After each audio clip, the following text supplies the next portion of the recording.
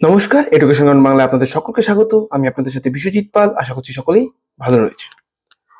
দিল্লিতে প্রাইভেট স্কুলের সামনে সেখানকার ছাত্রদের যে প্যারেন্টসরা রয়েছেন তারা প্রোটেস্ট করছিলেন এবং তারপরে তারা সেখানকার সিএম রেখা গুপ্তর সাথেও দেখা করেন। কিন্তু কি জন্য তাদের এই প্রোটেস্ট? রেখা গুপ্তর সাথে তারা কি কথোপকথন করলেন, তারা কি অভিযোগ জানালেন এবং রেখা গুপ্ত কি আশ্বাস দিলেন, আজকের ভিডিওতে মূলত সেই বিষয় নিয়েই আলোচনা থাকবে। তো অবশ্যই ভিডিওটিকে সম্পূর্ণ দেখবেন।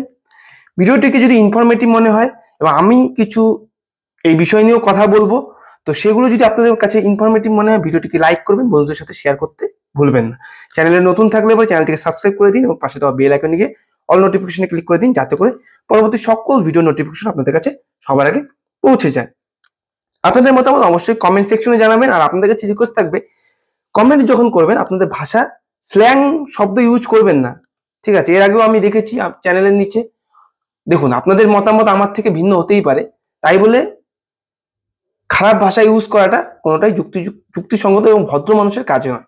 তো অবশ্যই আপনাদের ভাষার মধ্যে মাধুর্য রাখবেন এবং যুক্তি সহকারে আপনাদের মতামত কমেন্ট সেকশনে দেবেন, ঠিক আছে? তো চলুন মেইন টপিকে আমরা চলে যাই। দিল্লি, সেখানে প্যারেন্টসরা দাবি করছেন যে সেখানে বেআইনিভাবে মানে ইল্লিগালি সেখানকার যে প্রাইভেট স্কুলগুলো আছে সেখানে প্রাইভেট স্কুলগুলোর ফিসকে অত্যাধিক হারে বাড়িয়ে দেওয়া হয়েছে, যেটা কিনা সরকারি নিয়ম, সেটাকে তারা মানছে না। তো সেখানে প্যারেন্টসরা প্রোটেস্ট করছে এবং এই সম্বন্ধে এই ব্যাপারে রেখা গুপ্তা কি বলছে সেটাও জানবো। তো দিল্লির বেসরকারি স্কুলের ফি বৃদ্ধির অভিযোগ সম্পর্কে রেখা গুপ্তা বললেন যে সাংবাদিকদের তিনি বলেন তিনি অভিভাবকদের সাথে দেখা করেছেন যারা তাদের অভিযোগগুলি বলেছেন তাকে। তিনি আরো বলেন যে স্কুল ফি সংক্রান্ত নিয়মগুলি অবশ্যই স্কুলগুলোর অনুসরণ করা উচিত। কেননা দেখুন, প্রাইভেট স্কুল মানেই যে সমস্তটাই যে মালিকাধীন, প্রাইভেট মালিকাধীন তা কিন্তু নয়। তাকে অবশ্যই সরকারের যে শিক্ষানীতি রয়েছে তাকে কিন্তু মানতে হবে, এডুকেশন পলিসি যে রয়েছে সেগুলো কিন্তু মানতেই হবে। তার বাইরে কিন্তু প্রাইভেট স্কুলও নয়। তো তার বাইরে গিয়েই কিন্তু প্রাইভেট স্কুলগুলো প্যারেন্টসদের হিসেবে বলছে আর কি, প্যারেন্টসরা দাবি করছে যে এরা অনিয়ন্ত্রিত হারে যে স্কুলের ফিসগুলো বাড়াচ্ছে। অভিভাবকরা তাদের অভিযোগ নিয়ে, মুখ্যমন্ত্রী বলছেন আর কি, অভিভাবকরা অভিযোগ নিয়ে আমার সাথে দেখা করেছেন এবং তিনি নিশ্চিত করেছেন যে কোনো স্কুলেরই বাবা মা এবং শিশুদের হয়রানি করার কোনো অধিকার নেই। এরা বলেছেন যে কোনো স্কুলেরই উচিত না তাদের স্কুলে যে ছাত্রছাত্রীরা রয়েছে এবং তাদেরকে এবং তাদের প্যারেন্টসদেরকে হয়রানি করা। শিশুদের হুমকি দেওয়া এবং অস্বাভাবিকভাবে ফি বৃদ্ধি করার কোনো অধিকার তাদের নেই। নিয়ম কানুন রয়েছে ফি বৃদ্ধির জন্য, যা অবশ্যই মেনে চলতে হবে।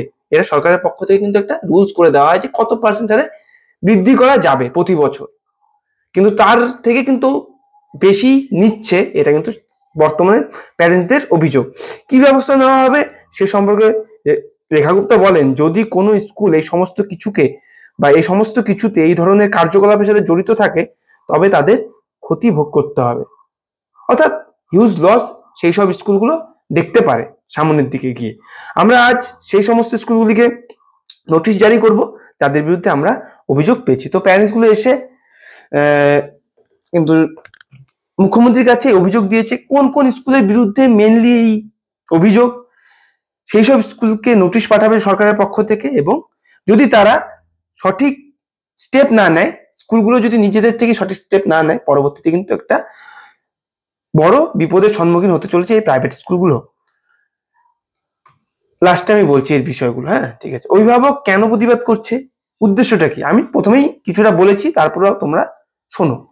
পিটিআইয়ের এক প্রতিবেদন অনুসারে 8ই এপ্রিল দ্বারকার একটি বেসরকারি স্কুলে অধ্যয়নরত কিছু শিশুর অভিভাবক প্রশাসনের সাম্প্রতিক ফি বৃদ্ধির প্রতিবাদে গেটের বাইরে বিক্ষোভ করেন। বিক্ষোভকারী অভিভাবক অভিযোগ করেন যে বর্ধিত ফি বৃদ্ধির অভিযোগে অভিভাবকদের চাপ দেওয়ার জন্য 20 মার্চ থেকে তাদের সন্তানদের লাইব্রেরি অ্যারেস্টে আটকে রাখা হচ্ছে, লাইব্রেরির মধ্যে আটকে রাখা হচ্ছে তাদের বাচ্চাদেরকে। একজন অভিভাবক বলেন যে তাদের সন্তানের শিক্ষার অধিকার থেকে বঞ্চিত করা হচ্ছে এবং স্কুলটি জেলা ম্যাজিস্ট্রেট এবং পুলিশের নির্দেশ উপেক্ষা করছে বলে অভিযোগ করেন।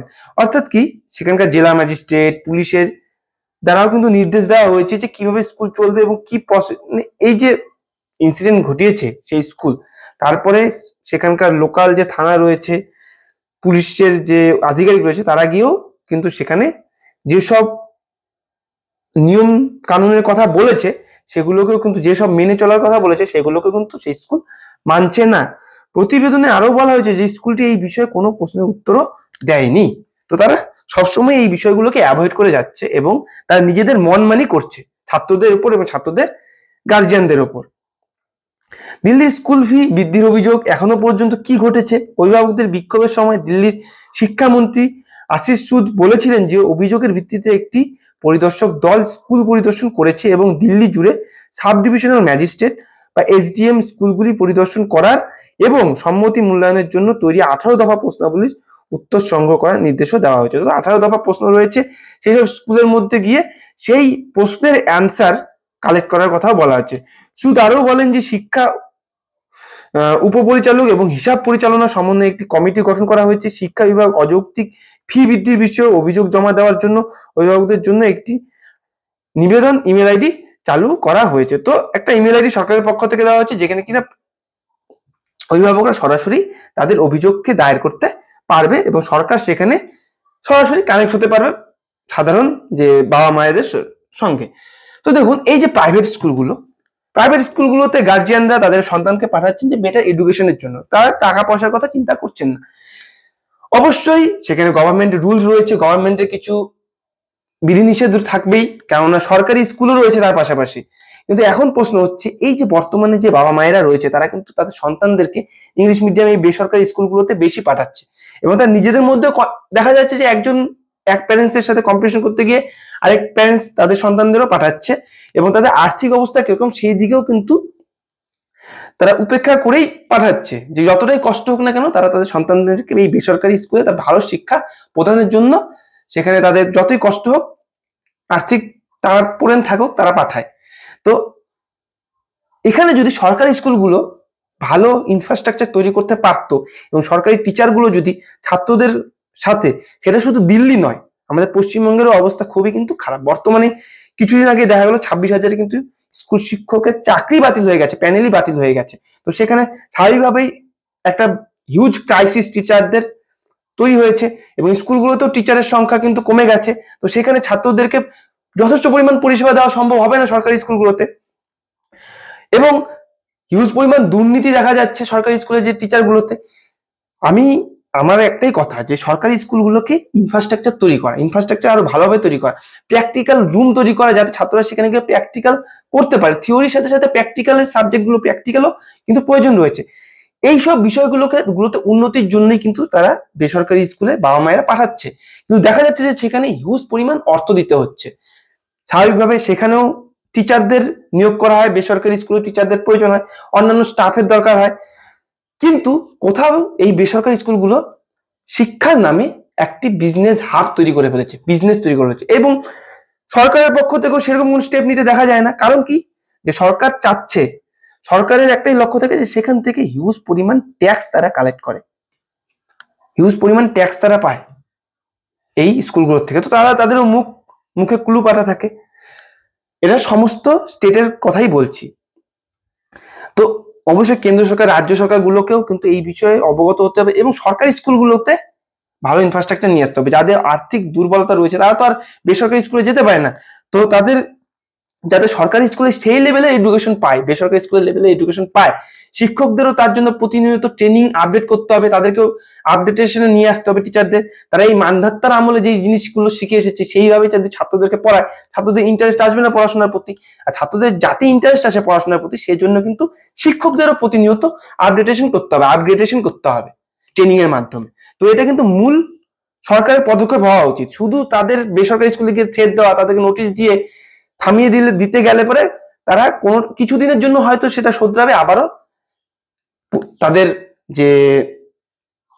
যে কর্ম, বেশি বেশি টাকা নেওয়া, প্যারেন্টসদের কাছ থেকে চার্জ করা, সেটা কিন্তু আবারও পুনরায় ফিরে আসবে। তো তাদেরকে শিক্ষা দেওয়ার একটাই বুদ্ধি, সরকারি স্কুলগুলোকে ইনফ্রাস্ট্রাকচার তৈরি করা, প্রপার। প্রাইভেট স্কুলগুলোতে স্পোর্টস এর জন্য সেখানে নজর দেওয়া হয়, তাহলে আমাদের সরকারি স্কুলগুলোতে স্পোর্টস এর দিকে নজর দিতে হবে। সেখানে স্পোর্টস টিচারকে নিয়োগ করতে হবে। তো সামগ্রিকভাবে বলতে হয় যে শুধু এক পক্ষের দোষ দিলে হবে না, গার্জিয়ানদেরও বোঝা উচিত, গার্জিয়ানদেরও সরকারকে শুধু যে এই বেসরকারি স্কুলে অর্থ বেশি নিচ্ছে জন্য করা, এখানে অর্থ বেশি নিচ্ছে জন্য অভিযোগ করছেন এমনটা নয়, তাদের অভিযোগও করা উচিত যে সরকারি স্কুলগুলোকে কেন সরকার উন্নত করছে না, যাতে করে তারা যেন সরকারি স্কুলে তাদের বাচ্চাদেরকে পাঠাতে পারেন। এমনটা তো দাবি করা উচিত ছিল সেই গার্জিয়ানদের, কিন্তু তারা কিন্তু করছে না, তার বেসরকারি স্কুলে যাবেন। আর বেসরকারি স্কুলগুলো ভাবছে যে আমরা এই গার্জিয়ানরা অপারক, তারা বাচ্চাদেরকে আমাদের স্কুলে পাঠাবেই, তো তারা ইলিগালি তাদের ফিস বাড়িয়ে দিচ্ছে। এবং আমি একটা ভিডিও দেখলাম, সেখানে বলছে যে 10% হারে বৃদ্ধি করেছে, এই মানে বলছে সেখানকার আধিকারিক যে প্রতি বছর 10% হারে বৃদ্ধি করছে, কিন্তু সেখানকার যে গার্জিয়ানরা রয়েছে তারা বলছে যে এটা তো 1.5 মাসেই এত বৃদ্ধি হয়ে গেছে। তো এটা কিন্তু খুবই চিন্তার বিষয়, এবং শুধু যে তাদেরকে বেসরকারি স্কুলগুলোকে এইভাবে কিন্তু করা যাবে না, আয়ত্তে আনা যাবে না, তার জন্য সরকারি স্কুলকে উন্নত করতে হবে। সরকারি স্কুলে ভালো পড়াশোনা হয়, কিন্তু সেখানে কিন্তু আমাদের গার্জিয়ানদেরও অ্যাওয়ার থাকতে হবে, এবং সেখানকার টিচারদেরও প্রেশারে রাখতে হবে সরকারি স্কুলে, যে সরকারি চাকরি পেয়ে গেলাম বলে তারা কিন্তু সার্ভিস প্রপার দেওয়া বন্ধ করে যাতে না দেয়। যারা টিচার রয়েছে, সেটা পুরানো ওল্ড হোক আর নিউ হোক, তারা যেন প্রপার শিক্ষার্থীদের শিক্ষা প্রদান করে, এটাই একটা লক্ষ্য থাকলে পরে হয়তো বা আগামী দিনে এই বেসরকারি স্কুলগুলো কিছুটা আয়ত্তে আসবে। কিন্তু কি আমরা এই সাধারণ মানুষই দোষী। আমি যেমন আমাদের পার্শ্ববর্তী যে বেসরকারি স্কুল রয়েছে, ইংলিশ মিডিয়াম স্কুল রয়েছে, সেখানে সকালবেলা দেখি বাবা মায়ের কম্পিটিশন বলতে গেলে সেখানকার বাচ্চাদেরকে নিয়ে যাওয়ার জন্য। তো অবশ্যই বেটার এডুকেশনের প্রয়োজন রয়েছে, কিন্তু বেটার এডুকেশন মানে যে শুধু বেসরকারি স্কুল তা নয়, আমাদের সরকারদের সেই দিক দিয়ে নজর দিতে হবে। তো এই ছিল বিষয়। রেখা গুপ্তা বলেছে যে সেই বিষয়ে যেই সব স্কুলের ব্যাপারে প্যারেন্টসদের অভিযোগ রয়েছে সেই সব স্কুলে নোটিশ পাঠানো হবে, এবং এই বিষয়গুলোকে দেখা হবে যে ইললিগালি তারা যে অর্থ বেশি নিচ্ছে, ফিস বেশি নিচ্ছে, এটা যেন না হয়। কেননা সরকারি একটা গাইডলাইন প্রতিটা স্কুলেরই রয়েছে, প্রতিটা স্কুলের জন্য কিন্তু একটা নির্দিষ্ট গাইডলাইন রয়েছে। তো এই ছিল বিষয়। আপনাদের মতামত কি অবশ্যই কমেন্ট সেকশনে জানাবেন। তো আজকের মতন এখানেই থাকছে। ভিডিওটি ইনফরমেটিভ মনে হলে লাইক করবেন, বন্ধুদের সাথে শেয়ার করতে ভুলবেন না। তো চলুন পরবর্তী ভিডিওতে দেখা হচ্ছে। সবাই সুস্থ থাকবেন, ভালো থাকবেন। জয় হিন্দ, জয় ভারত।